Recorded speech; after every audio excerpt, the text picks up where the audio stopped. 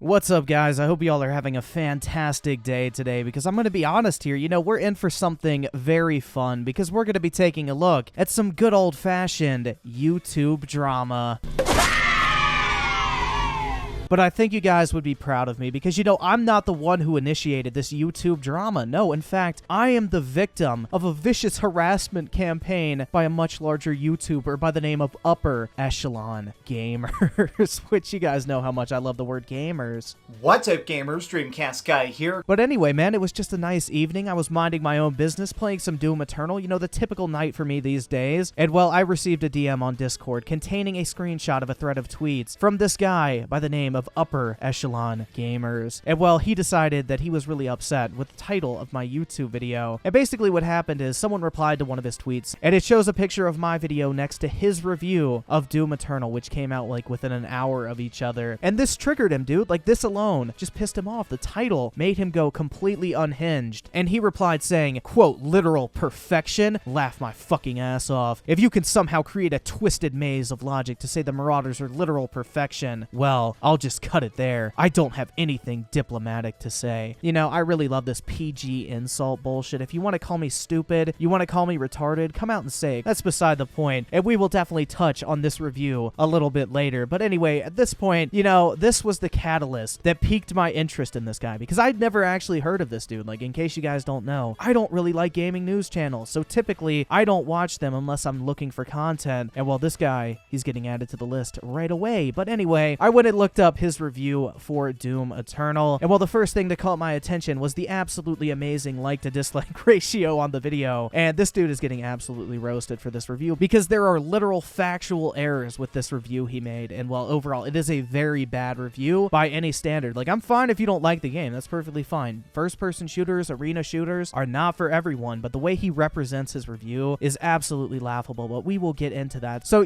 my interest was piqued, so I wanted to go see what the comments were like and see what people were roasting him for. And well, the first thing that caught my attention was a pinned comment from him, basically addressing all the backlash he was receiving from this video. Edit, here come the fanboys. Yeah, that's right. Everyone who disagrees with you is a fanboy. You should be doing this, though. You should be playing like that, though. The game tells you this, so you're wrong. I did it like that, so you're bad. Same thing happened with Red Dead 2 Online, Fallout 76, Anthem, Division 2 PvP. I'm used to it. Where are all the fans of those games now? I say on multiple occasions how many things I love, but that's not what the ears hear. Half the comments will inevitably become rehashed points that are in direct contradiction to the things I literally said, but they don't listen. Fanboys are a fucking disease. But anyway, as you can see, he's not mad whatsoever. He's just so right. Let's definitely compare the backlash you're receiving over a Doom Eternal review, which is factually flawed, with the backlash you received from Fallout 76 fanboys. That's definitely a comparable situation here. Fallout 76, a literal broken piece of shit, versus Doom Eternal, probably one of the best games in its genre, as confirmed by critics and people who have played the game as well. But anyway, when I saw this, I decided to make a community post because I thought it was funny. And at this point, I was going to respond to the drama because on Twitter, I'm banned, so I can't really respond to anything. So I figured I would make a quick community post, and I really didn't even go hard on this guy. Like, honestly, he had said more shit about me at this point. I said, imagine comparing Doom Eternal to Fallout 76 and Anthem. Couldn't be me. These slow news days have gaming news channels reaching hard. And well, I figured that was going to be the end of it. So I think at this point, before we move on through the drama, we should probably go ahead and address some of the stuff that was said in this review. Now, I went ahead and clipped all the different points of contention from this review that, people are criticizing him for, so we can take a look at them for ourselves and address them. So anyway, the first part of the review, within a minute, he's already openly insulting people who like this game, okay? That's amazing to me that he expects people aren't going to get pissed, because he's making the entire review hostile towards those people immediately who like this game. So let's just go ahead and take a look real quick. I am not in love with Doom Eternal at all. It's got some great aspects, certainly more good than bad, and at the end of this video, I will genuinely recommend it for a certain demographic of gamers. Spoiler, I liked it enough to do that, and I'll explain thoroughly why in just a minute, but I will not just be sucking this game's dick like I've seen so many other people doing over the past few days. And no, I'm not the one who censored the word dick. Unlike him, I am not afraid to get demonetized. But anyway, as you can see, immediately, if you don't have the same problems as him with this game, you are sucking its dick. That is what he is implying before he even gets into this review. I mean, this is like debating skills 100 here. You know, this guy is openly insulting people that don't agree with him in the first minute of his video. That's definitely going to win them over. But the next part we're going to look at here is him bitching about the ammo in this game, which, you know, is one of the reasons why a lot of people are roasting him in the comments section. So yeah, this is kind of a longer clip, but you really just need to hear it to get the full context. I'll try to summarize it as best I can, and anyone who plays for more than probably 6 or 8 hours will unfortunately figure out exactly what I mean here. Because your ammo recharge is tied directly to chainsaw kills, and for some reason ammo pickups on the ground, especially in heavy combat rooms, are less than plentiful, you will need to be conserving chainsaw fuel for the right moments. However, because of how annoyingly long some of these fights are, especially when you get to the point where marauders show up, but that's a whole separate topic I'll get to in a minute, you are going through ammo faster than you can get it back. On top of this, your ammo reserves and carry capacity without speccing heavily into certain upgrades are extremely low. And finally, when you use your chainsaw ability on a larger enemy, it consumes multiple fuel points. The end result, all of this combined, is that you very often need to get chainsaw kills to have any ammunition at all for any gun.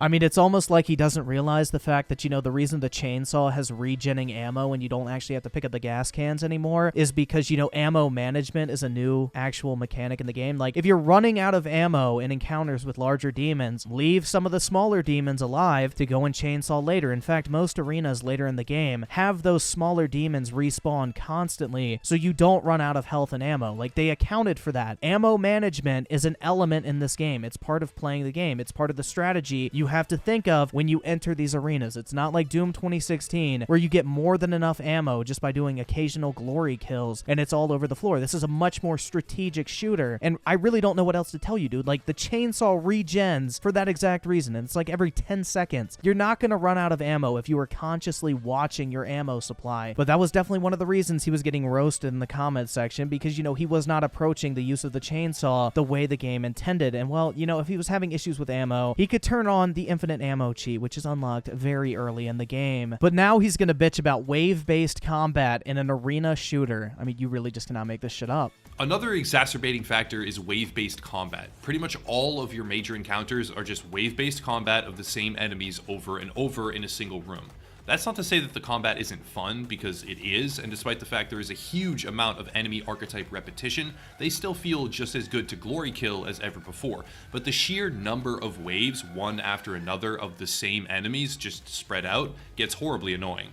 Again, I don't really know what you were expecting here. You bought an arena shooter. The entire point is to sit in an arena and kill wave after wave of enemies. Go to the next arena, rinse and repeat. That's why people like Doom. It's non-stop action. Apparently, that's too much for you. Maybe you're playing the wrong type of game. Here's an example. In one room, you might go up against 2 spider enemies, then 2 eyeball enemies, then 2 chargers, then 2 more spiders, then 2 more eyeballs. And by the end, you can't help but think, why didn't they just make it 3 waves instead of 5, where there are 4 spiders and 4 eyeballs just at the same time? So you can at least group them together and use the same rockets or sticky bombs or grenades to conserve ammo, and not literally fight the same enemies in the same room just 5 minutes apart. You know, if I didn't know any better, I would almost think that this guy is trying to argue that Doom Eternal has too much gameplay. But now we're going to move on to everyone's favorite enemy type, the Marauders. Now, this is an enemy I don't personally like. Since I made my first impressions video, though, I have gotten a lot better at taking them out, and I do kind of see the value they add to the game. Like, honestly, I found a way to make them much more manageable. You use the sticky bombs, it melts those motherfuckers, so if you're stuck on them, yeah, pun intended, definitely try that out. Also, rocket launcher splash damage if you hit them from far away also works great. So they are a lot more manageable if you spend time like actually dedicating trying to learn how to fight them, which, you know, that's what Doom's all about, finding the best way to take out these different demons as fast and efficient as possible, unlike what this guy thinks. But anyway, yeah, let's go ahead and hear him bitch about Marauders for a second.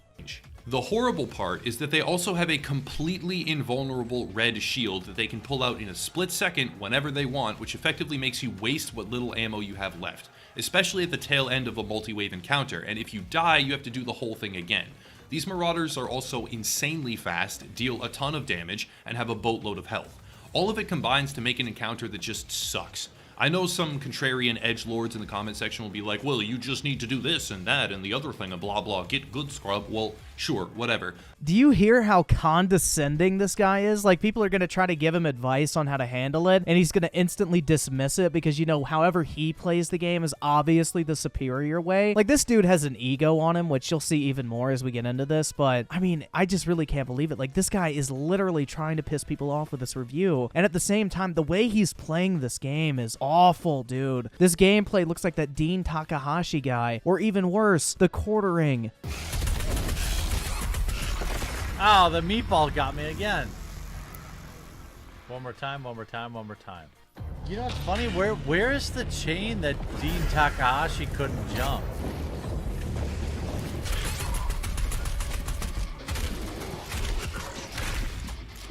Oh no, I had him! Alright, okay. One more time.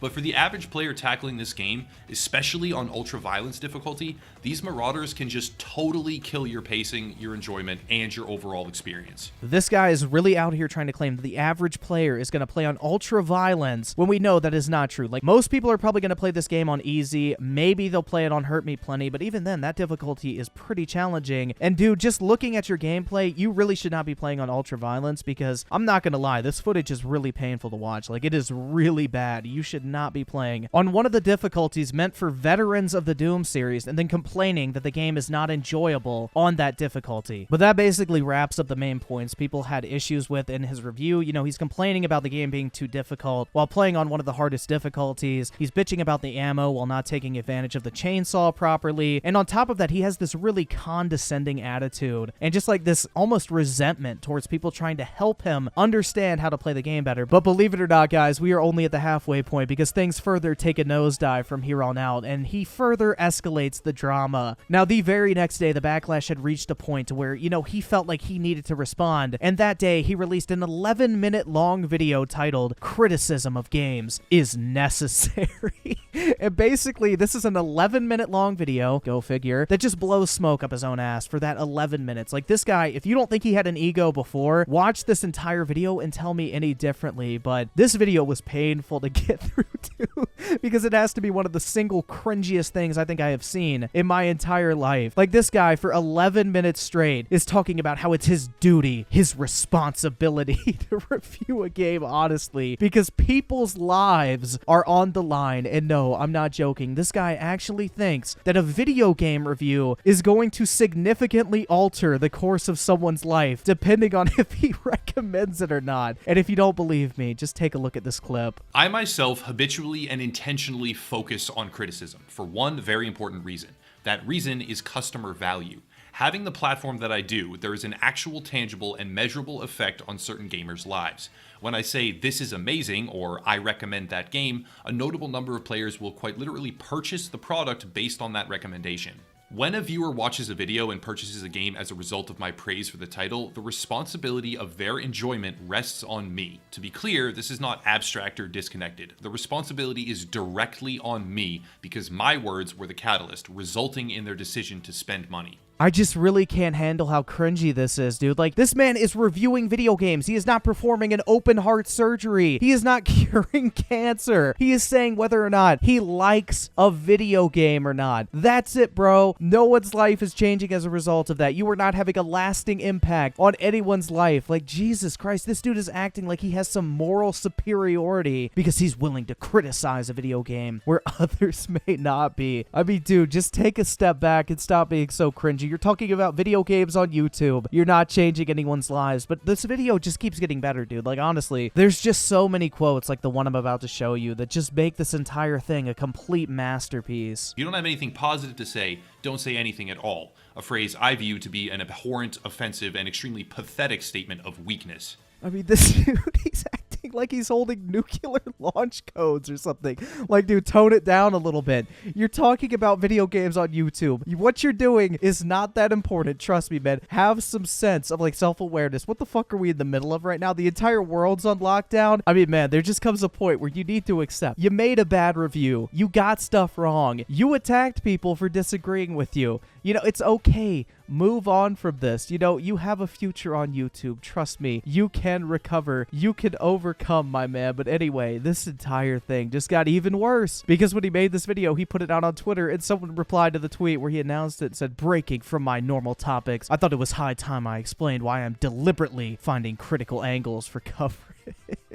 It's because you want clickbait views, bro. Let's be honest here. Negativity sells on YouTube. There's no other way to put it, but you can try to defend yourself. But anyway, someone replied to this tweet saying he was so butthurt about one of his videos receiving a mixed response that he had to make an entire new video just to defend himself. Laugh my ass off. Just imagine. To which he responded to saying, imagine following me, helped you out, and removed you from following this Twitter, by the way, and only reading titles without understanding the actual concept. Just imagine. So this dude is so triggered now. He is blocking people on Twitter for calling him out. Like, you really just cannot make this shit up. But at this point, you know, I thought we were done, all right? You know, I wasn't going to say anything else. I had kind of dropped it at this point. But this motherfucker then pulls me back in. He tweets out again, this time taking a screenshot of my video saying, there are valid criticisms to make regarding my Doom review, but they sure as shit shouldn't come from this guy. And then there's two screenshots. You know, first he highlights the title of my video, which was Doom Eternal is literal FPS perfection, which from a mechanics standpoint, that's what I meant. Yeah, I think the game is damn near perfection when it comes to the gameplay. You know, that's my opinion. That entire video was opinionated. But anyway, apparently this is some sort of gotcha, because then he takes another screenshot of my comment section to where I made a joke in the fucking comments of my own YouTube video and said, if I was dying from terminal cancer, my make-a-wish would be to remove Marauders from this game. You know, that is obviously a joke, but he's using this as some sort of proof that I should not be allowed to criticize his video. And to make it even worse, this was after he put out this new video talking about why criticism is so necessary. So I just want you to take a look at this clip and keep it by this absolute display of genius he just put out in this tweet.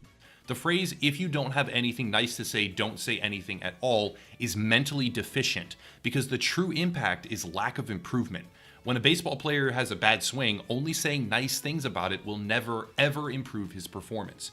If human civilization truly adhered to the principle of only saying or doing positive things, society would not advance. Criticism pushes innovation and spurs improvement. The thing about criticism, though, is that people won't always agree. In reality, that is a very good thing. You heard him, guys. Criticism is a very good thing, no matter if you agree or not. But you know, I have no grounds to criticize him because I made a joke in my YouTube comments. I mean, this is how triggered this guy is. This is how much of a hypocrite he is. He is so non-self-aware that he cannot see how flawed his arguments are. Like, this dude is literally running circles around himself, embarrassing himself at every single turn. Like, I really didn't even instigate this. This was all him, dude. He's the one who picked a fight. I didn't even go hard on the guy. And at this point, you know what? I took the tweet. I made my final community post on the entire thing because, you know, again, I wasn't really trying to instigate it. But you know what? I need to respond because, you know, I can't respond on Twitter. So the YouTube posting is the only way I can. So, you know, I took a screenshot of the tweet and simply said, these gaming news channels are so desperate, they think me making a joke in my comment section is some sort of indicator that I have no right to call them out for a complete garbage review. These guys are worse than the journalists they claim to hate. At Upper Echelon Gamers, thanks for the clout, bro.